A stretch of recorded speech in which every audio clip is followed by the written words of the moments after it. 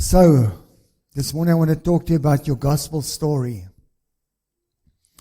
I want to talk to you about your gospel story, and the word gospel literally means good news. Your gospel story is good news.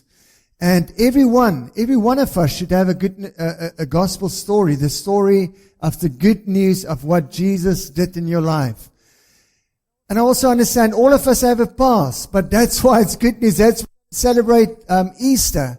Easter is the good news that Jesus came to erase my past and give me a good future. And if you go and study history, you will find that obviously if you are Christian, you're familiar with this terminology, the word gospel. The word gospel is not actually a word that was used among the Jews at the time, but it's a word that Jesus borrowed from the culture of the day. So when you read about the gospel of Jesus Christ, the gospel of John, James, all these gospels, it's a gospel of good news, but it was a borrowed word. Did you know that? And the reason why Jesus borrowed it was the context, the cultural context of the time was that the context was that at the time when it was the birthday of the king, or the king would come back from war, there would be a gospel announcement that would go something like this. The king is back from war, or it's the king's birthday. It is good news. The enemy of the king has been defeated, and therefore we have a good today, and we will have a good tomorrow. And so Jesus came and he says, this is the gospel of the good news. Because they understood that was the announcement of the king, that the enemy has been defeated.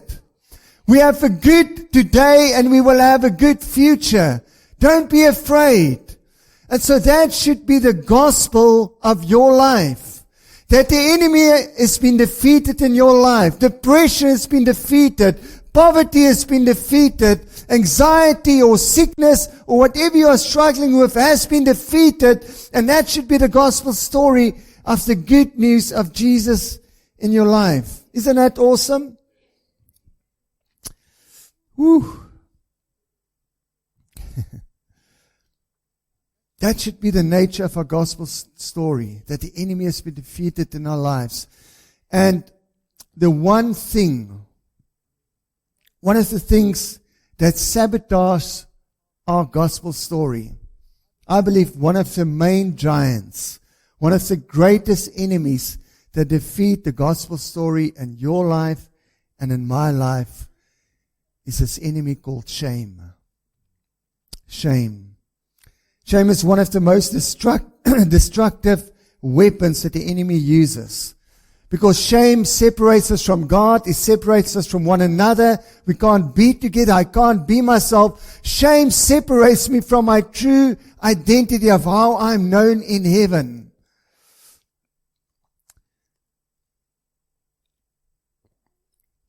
And shame started right back in Genesis, in the beginning. You can turn there if you want, otherwise I'll read it to you. But right there in Genesis 2:25, it says that the very last thing that God told us before the fall was this, that we were created not to know shame. It says here, Adam and Eve were both naked and unashamed.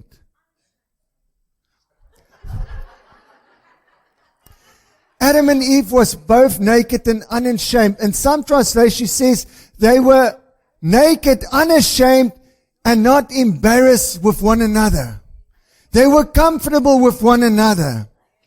And it is interesting that the very thing that God says we shouldn't carry with us is the very thing that the enemy used against us, and that most of us struggle for the rest of our lives. The very thing that God says, I don't want you to know shame, is the very thing that the enemy uses against us. And that just makes sense to me, because what shame does is it shrinks us. It causes us to hide. It causes us to pretend. It belittles us. It disempower us. It gives us a false sense of identity. And it just causes us to shrink and not be the people that God has called us to be. Let me give you a quick definition of shame. Shame is a painful feeling of humiliation or distress caused by the consciousness of wrong or foolish behavior. Now, I don't know about you, but when I think of shame, my mind immediately goes to big things, big messes, big sins. Man, I'm so ashamed of that thing, or I look at the big thing, and yet most of shame are so subtle that we don't even realize exists in our lives. It is so subtle that it's even subconsciously we're not even aware of it. I'm going to give you a few examples.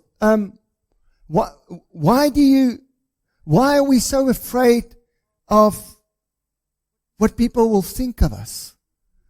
I'm a pastor, I'm standing there in the front.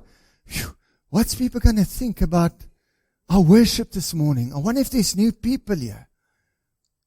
I mean, Ross is standing here. Man, I'm afraid. I don't know what to do now. I don't know. I can't really gauge people's response to me. Michelle is maybe, I put that song up there and it's a bit. The reason why we worry about people's opinions is because of shame. What people think of us, how they perceive of us, is because of the lens of shame through which we look. Because we can't be ourselves. We always need to make sure that people approve of us. We always need to make sure that, man, I'm going to be okay with people. And that is because of shame. I mean, we've all felt it. Have you ever felt that everyone is against you? Have you ever felt, maybe in your school, maybe in your work environment, maybe in your family, man, I just don't fit in. Nobody likes me. I just have to prove myself. I have to work so hard to fit in. Or is it just me? Come on, work with me here this morning. Maybe you feel, man, I just have to work so hard to fit in. Or I just can't get anything right.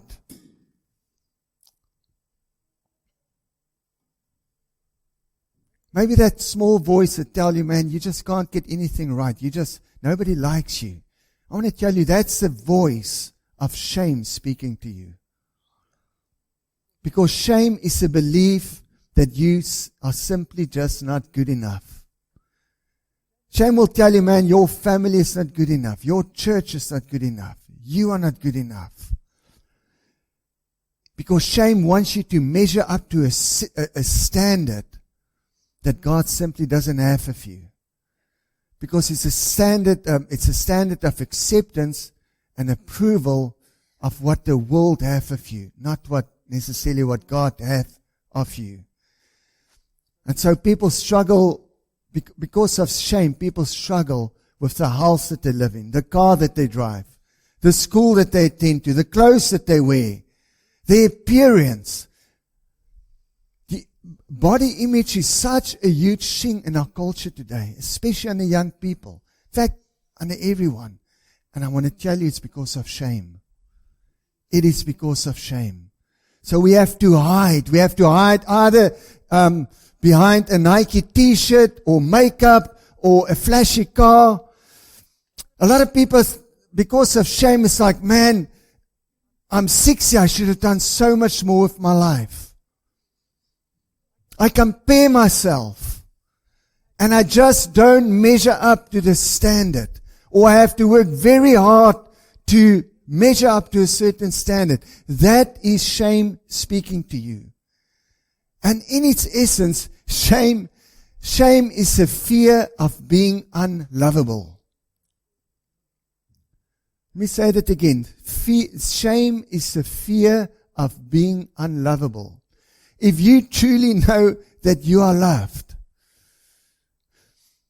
then you can do whatever you wanted to do here this morning, and you're still going to be in such peace, such joy, such love. Do you know why joy is such a thing in the kingdom?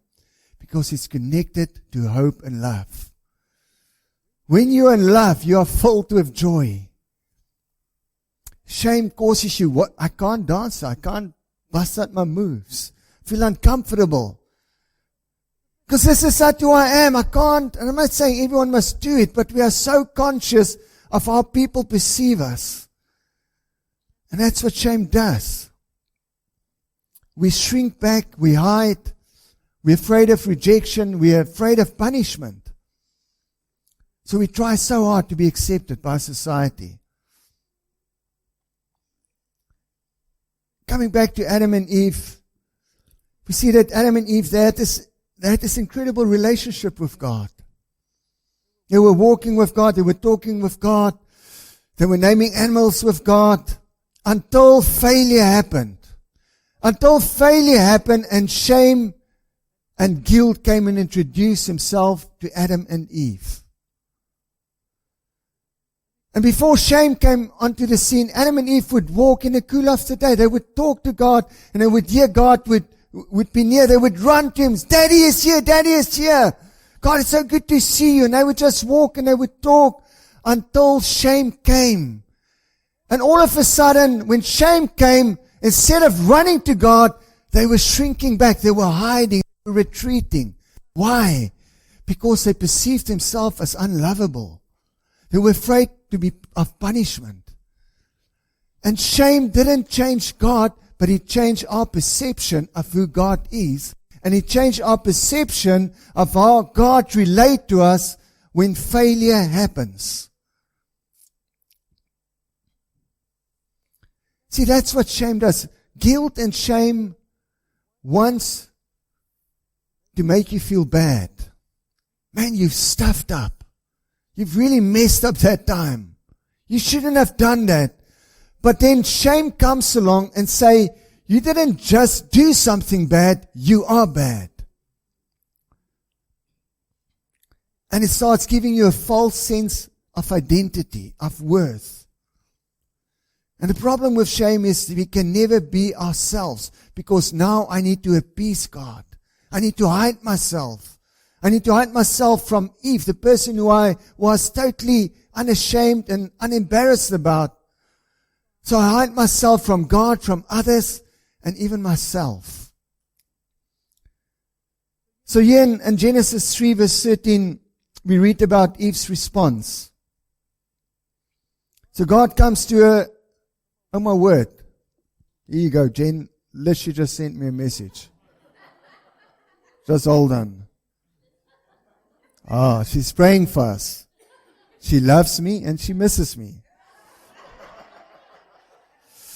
And she says, I'm anointed. I'm not going to read you the other stuff. Maybe I should. This is a good sermon illustration of being unashamed.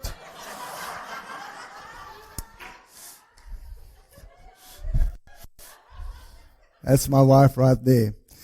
So here comes God and says, yeah, woo, woo, unashamedly in love with that woman. So here in Genesis 3 verse 13, so God comes to the woman. They've messed up, they stuffed up, there was a failure. And God says to her, woman, what is this that you have done? And the woman said, the snake deceived me and I ate. And Kerry actually made reference to it 2 weeks ago. The Young translation, the Young literal translation of that scripture literally says, the serpent caused me to forget who I was and I ate. I love that. The serpent caused me to forget who I am. In other words, shame caused me to forget who I was, and so I messed up. See, shame is what so many of us live our entire lives through. We forget who we are. And so what do? We end up trying to be someone else. So shame gives me a present reality without me in it. It erodes the core identity of what God has created me to be and to become. It devaluates me, it disempowers me, it causes me to be insignificant, to be worthless. Man, I struggled with this for so many years of my life. So many instances where people would tease me, where they would belittle me, where I would do something wrong, and they would say, you are clumsy, or you do this. Listen how you speak, your grammar, your pronunciation, you are slow. I remember the very first time when shame came and introduced itself to me. I remember it so vividly. I was probably 10 or 11 years old. And I was invited, I grew up in Stellenbosch, and I was invited to this birthday party. And I rocked up there. I was super excited. All my school buddies were there. And I walked in. My mom dropped me off.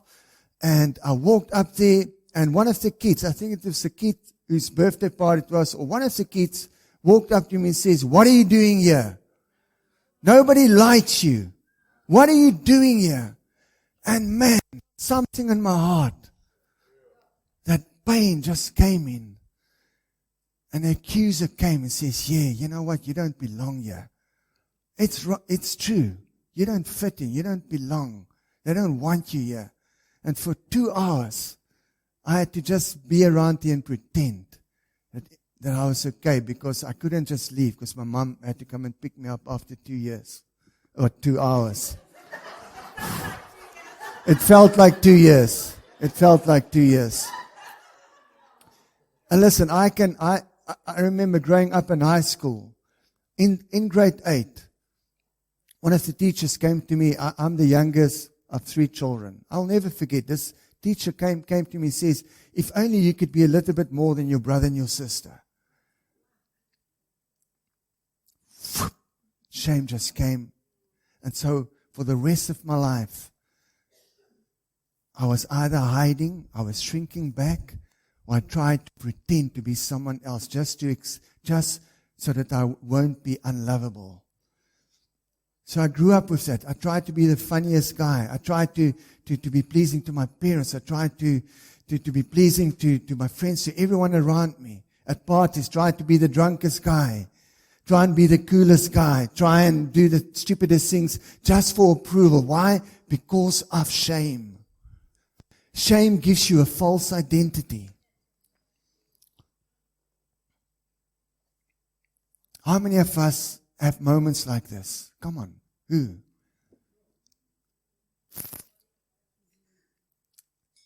I love this academic Brené Brown. She explains it so well. She says, no matter who or where you are, you need relationships. As humans, we are all wired for connection.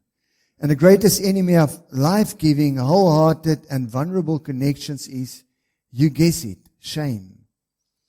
Instead of pulling people toward us, we push them away, creating a self-fulfilling prophecy that we are not worthy of love or acceptance. So then disconnection is the result. Shame seduces us into secrecy, insists on silence, and results in judgment. We begin blaming others and ourselves for the disconnection that we feel in ourselves.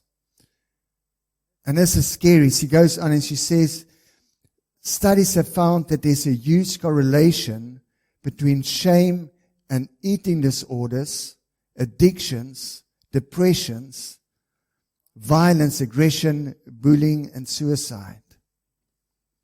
Wow, that's a sobering thought. So the question is, how do we dismantle shame? How do we go after this giant that is stealing from our gospel story, our good news story? I believe it starts by having a revelation of how God relates to us when we mess up. How do God relate to us in failure? Now here's a news flash to you. I mean, if there's one thought you want to write down, write this thought down. God is not even remotely embarrassed or ashamed of you in your weakness or in your failure. Because God is 100% committed to you. He's 100% committed to you when you are great, but when you are not so great. When you are awesome, but when you have a knucklehead moment. He is 100% committed to you. A failure doesn't disconnect you from the heart of God.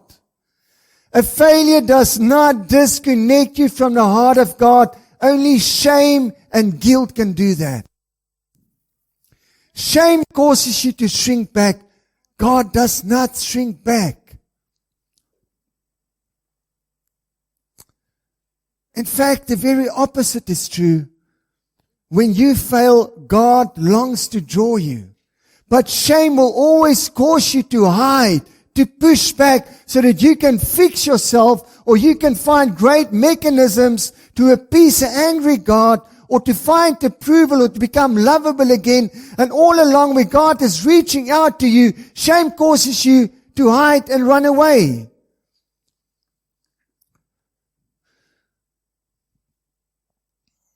Remember the story of the woman caught in adultery in John 8. You just make a note of that.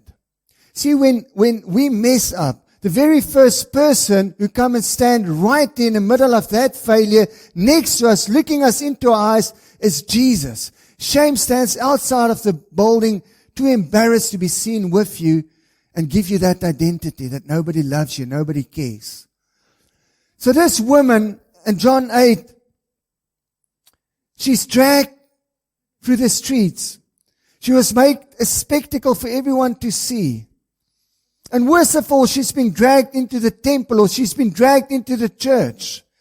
Every person that she knew in that city, every person that she were friends with, everyone that she counted dear to herself, everyone who she knew saw her being dragged through the streets, right into the church. You can imagine, it must have been so embarrassing, so humiliating. And on top of that, realizing that, you know what? I deserve to be dragged because I know that I've stuffed up. And so guilt and shame jumped on this woman. She failed so many times, and I'm sure many times she cried out to God, God, I'm so sorry, I'm not going to do it again. I know I've slept with this guy, I'm not married to him, I had sex outside of marriage, please forgive me. And then she does it again. And again, God, I'm so sorry. And then the next time she does it again. 5 times. In fact, Jesus calls her out on this when you read that story. She failed so many times. And then she's brought before Jesus, this man that she doesn't even know, to be judged for a crime that she are so well aware the punishment or the payment for what she's done is to be stoned to death. And I'm sure in that moment, all she can think of, man, just get it over with. Don't give me another lecture. Don't tell me how messed up I am. I already know this. Just stone me. Man, how am I going to face the people of the city again? How will I ever be able to come to God Adventure again because of this mess that I create? What are people going to say about me? What are people going to think? How am I going to fix this?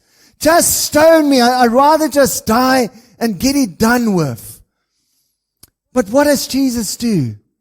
When everyone leaves the building, he comes and stands right there in front of her. And he looks her in the eyes. And he affirms her. And he loves her. And he dismantles shame. And once shame is dismantled, he says, now go and be the woman that you were called to be and not sin anymore.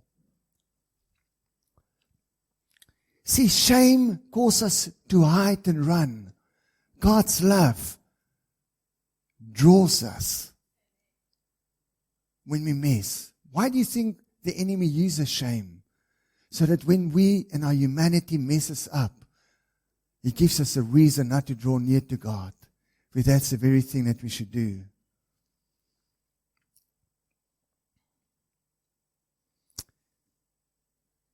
See, this is how much God loves us in failure. He reminds us who we are. He says, dude, you are so better than what you did there. Let me just love and let me remind you who you are.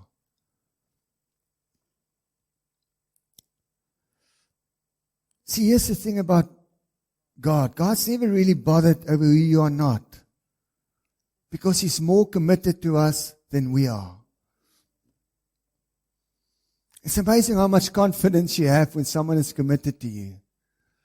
If you truly know someone is backing you, if you know someone's got your back, do you know how much freedom that gives you? Do you know how much confidence that gives you? I remember when I was little, my brother was 4 years older than me, so when I was in grade 8, he was in grade 12. And so you can imagine. So I'm the little fish in the pond against these matric boys. But there was people who, when I was in my house, my brother was committed to me. His buddies couldn't do anything to me. And my house was a fortress. And so I could do a lot of things and get away with a lot of things because there was people who were backing me up. But you know what? When you know that someone is backing you up, you don't want to violate that relationship. See, when I got saved, when you got saved, I didn't lose the desire to sin. Or, let me put it no. I didn't lose the ability to sin. But I'm losing the desire to sin because there's someone who's committed to me and I don't want to violate this love. Jesus is committed to me. I am full well capable of cheating on her and treating her with dishonor and disrespect and look at other women. Because it happened all around us. But I want to tell you, I don't have to decide. You know why? Because she's committed to me and the God that we serve is committed to us. And so I'm motivated by love and not by fear. I'm like, she loves me for who I am. He loves me for who I am. I don't have to pretend. I don't have to walk around with false identity. I am so loved. And His love for me draws out my love for Him, the love for my family, my wife, my children, you, humanity, people around me. Shame causes you to shrink back. And so when you realize how God relates to us, how He relates to us when we mess up, it positions us to dismantle shame.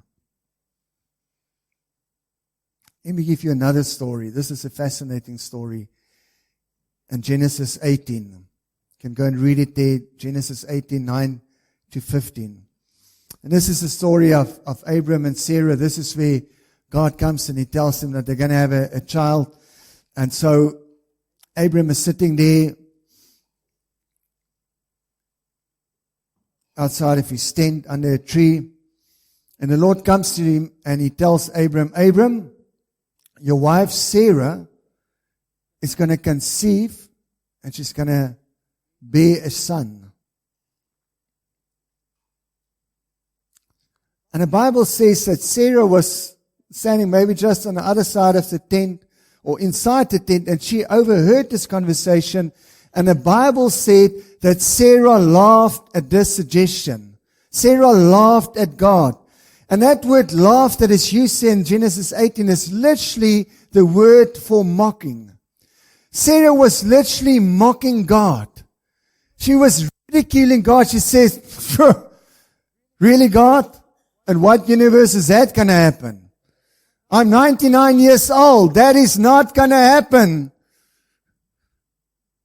And she was mocking God. She was laughing God. And if that's not bad enough, then God calls her out on that.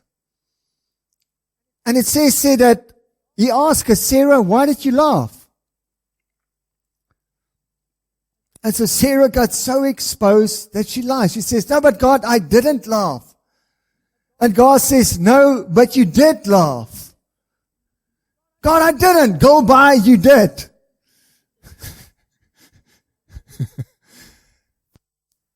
I mean, there's one thing when you mess up. There's one thing when you mock God. When you laugh in God's face. When He speaks to you. It's another thing when you laugh about it, when you caught on it, when you expose at it, and you try and cover it up and you laugh at God's face. That is Sarah right there. That is pretty messed up, won't you say? But now listen to this. Listen to God's commentary on Sarah in Hebrews 11 verse 11. Now Hebrews 11, for many of you, you're familiar with this. This is a chapter where it speaks about all the generals of faith. All the people that God commend for their faith, who being rock stars in the Bible, are mentioned here in Hebrews 11. This is what God has to say about Sarah. Hebrews 11 verse 11. This is how He remembers her. He says, by faith, Sarah herself also received strength to conceive seed. And she bore a child when she was past the age, because she judged him faithful who had promised. Wait, what? Sarah, the woman that lied to God, the woman who mocked God. Are you saying that she's a woman of faith? Are you saying that she's a righteous woman? That's surely not how I remember it by reading Genesis 18. In fact, the Bible is contradicting itself here. But this is how God remembers Sarah. This is how God remembers Sarah for all eternity. See, what was written in Genesis 18 was written for your and my benefit. Because God wanted us to identify with the weakness and the failure of humanity. What God wrote about Sarah in Hebrews 11, He wrote in His book of remembrance. And He recorded that story after Sarah's life was touched by the blood of Jesus. Because at the cross, all shame was removed. See, God always locked into us according to who we are, not according to our behavior. And so Genesis 18 is the frailty, the weakness of humanity, with Sarah so stuffed up, laughing, mocking God. And then Jesus comes and He says, I've come to die for your shame and your weakness and those moments where you do stupid things, to remind you who you are. And God's commentary here under the new covenant in Hebrews 11 is, yes, a woman of faith. Yes, a woman who was a great-great-great-grandmother to my son Jesus. Washed by the blood of Jesus. There's no weakness. There's no mockery in her. She's a great woman of faith. Your life is marked by the blood of Jesus. And it is illegal to visit your past apart from the blood. It's time for you to say, shame, you've taken up residence for too long in my life. See, that's how much God's committed to you. Jesus, Holy Spirit doesn't just take up rental space in your life.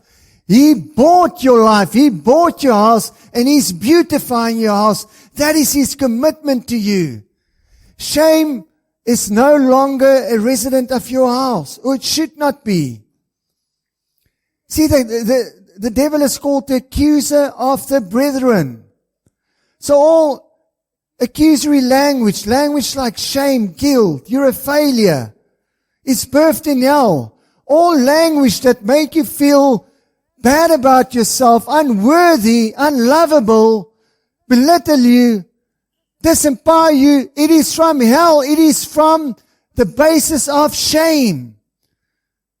It says, Psalm 16, God's commentary on us is, these are my beautiful ones.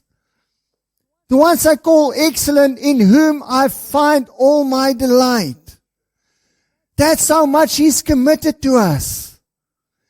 The Father is attracted to the Jesus living inside of you. And His commitment to me removes all shame and guilt. So my job is just to yield. God, I don't know, I don't deserve it, but I receive it. I can't work for it, but I can receive it. Romans 5:20 says, wherever sin increased, there was more than enough of God's grace to triumph all the more. In other words, there's an endless fountain of grace for you and me available in Christ. I think for many of us, the gospel has brought you to the cross, but it didn't bring you home. It brought you to Jesus, but it didn't bring you to the heart of the Father.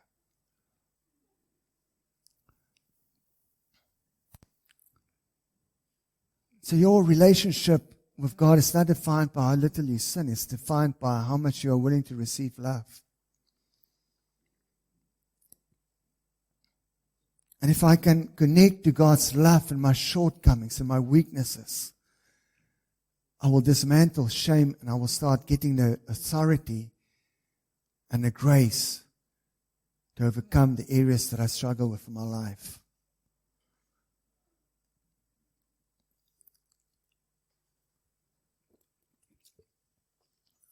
I'm going to read one or two more scriptures and I'm going to pray for us. Is that okay? I mean, you can't go to the beach, it's raining. So you can give me another 10 minutes. 20.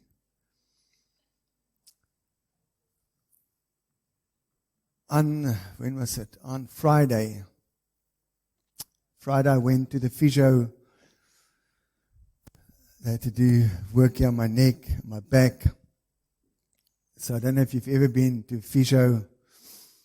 Some people who will remain, won't mention them, I won't look in their direction either, but they refer officially to physios as physio-terrorists. But I won't say that, won't mention their names either. But in any case, so I'm lying in a physio table, and so it's a little table. You literally lie flat. Your face, there's a little hole, so I'm lying there. They're working me.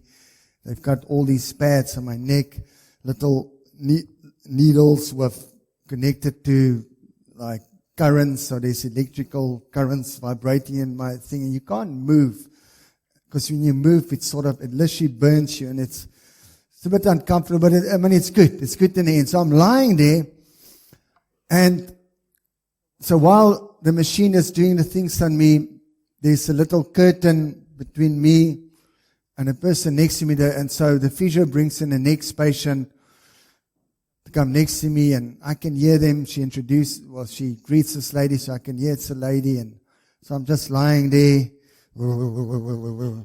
carrying on. And this lady, and so the physio asked the lady, how are you feeling? And this lady's like, man, I am in agony. I'm just in pain. My whole body is just aching. She asked, how's that area? And that, it's better, but I'm going to lie if I say there's any improvement. I'm just in agony. And so I'm listening, but I'm also not listening, because when you lie there, you just zone out. And the next thing, the physio says, hey, Corne, you're Christian. You want to pray for this lady? Because we've done everything. Nothing is happening. So I'm, sure, no problem.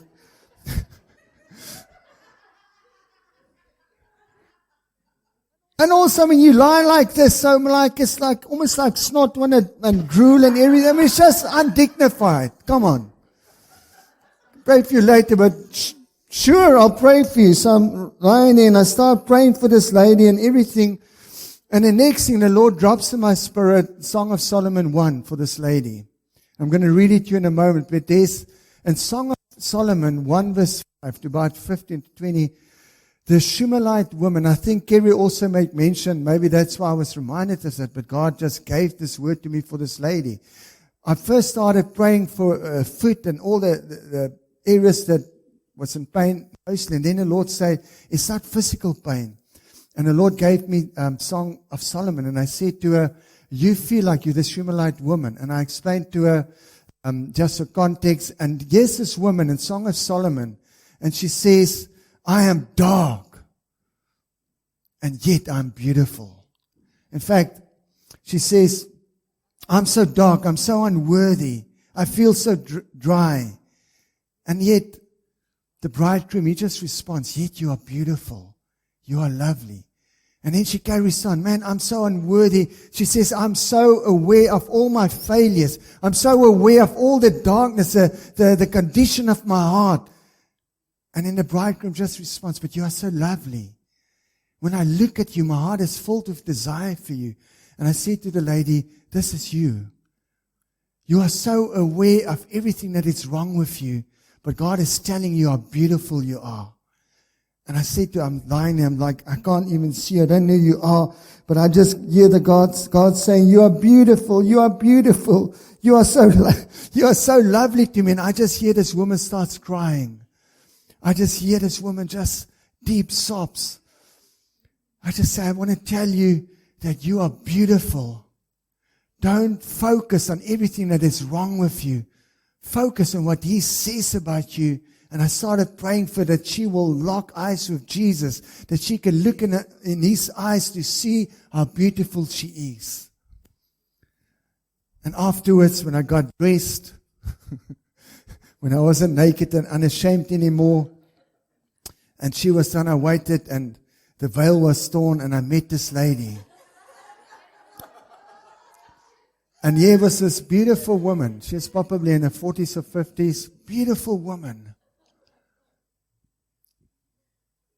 And the makeup was just all over and stuff. And all she needed to hear. And I believe, I'm going to phone the fissure and ask the feedback from this lady, but she was so focused on everything that is wrong with her that she didn't see how the Father see her and perceived her. See, that's what shame does. Shame gets us to lock into the darkness, the condition of our hearts. And we have to try so hard to find love through my appearance, through my makeup, through the car, my career, my friends. Instead of just, God, I'm so aware. I'm so aware of the weaknesses and the stuff in my heart, but you say that I'm lovely. You say that I'm precious to you. And so I don't know what people are going to think about me this morning. But I'm going to walk out here knowing that I'm your son and you love me. And you see what's right with me. I can choose to partner with fear, or I can choose to partner with love. And the final thing with shame is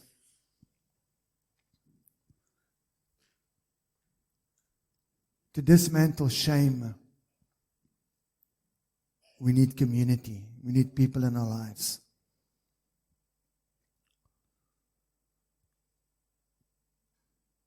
And it's a catch-22 because shame destroys community or fellowship. Fellowship or community destroys shame, but shame keeps people from fellowship.